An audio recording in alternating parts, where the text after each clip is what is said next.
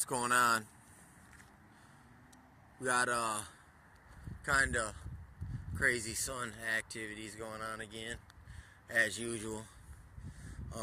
You can see right here, looks like a bunch of baby snakes, or the big white strip here, and then the little clouds inside are maybe the pattern, specific kind of sky snake. These serpentines, man, and their snake eggs and their Pokemon eggs, look at that. And all that up in the geospatial weirdness in the sky and the Santilli telescope entities.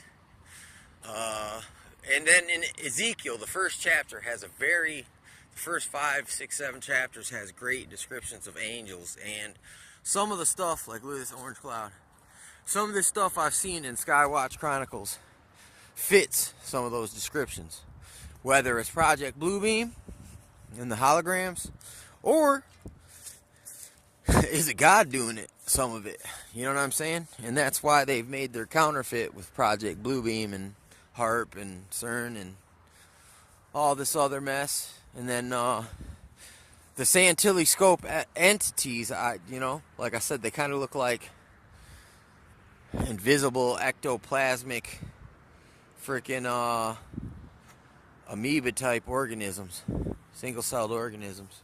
Pretty creepy. Kind of reminds me of on the Matrix when they pulled that freaking little octopus machine out of Neo's stomach. Like that looks like an amoeba or a virus or things like that nature as well. Yeah, oh yeah, there's a lot of weirdness with the beardness going on over here in the new locale. I'm not gonna name drop it. Just see if people from around here is gonna know where we at, and they're gonna be saying, "Man, that white boy crazy."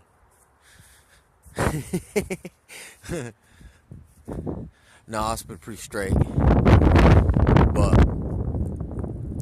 then again, I'm not out here. Like, just look, me walking around out here in this area with the camera, like, that'll draw attention to myself from, like, people who be like, why are you recording me?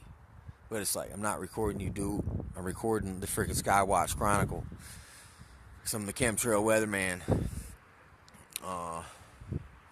I ain't been able to, been off the net, but, man, still been seeing it.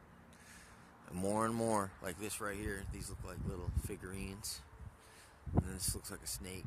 Like, look, a snake that's been cut in pieces while it was moving, like an angel went and cut his head off. Oh, you can see him here too. Look, here he is. He's popping out, but look, you can see him moving through the cloud too. I love doing this. This is kind of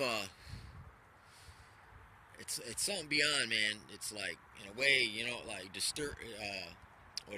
discernment of spirits, kind of like, look, you can see it right here. There's a little one coming out of the bigger one's mouth. Discernment of spirits helps with this, but it's something a little different.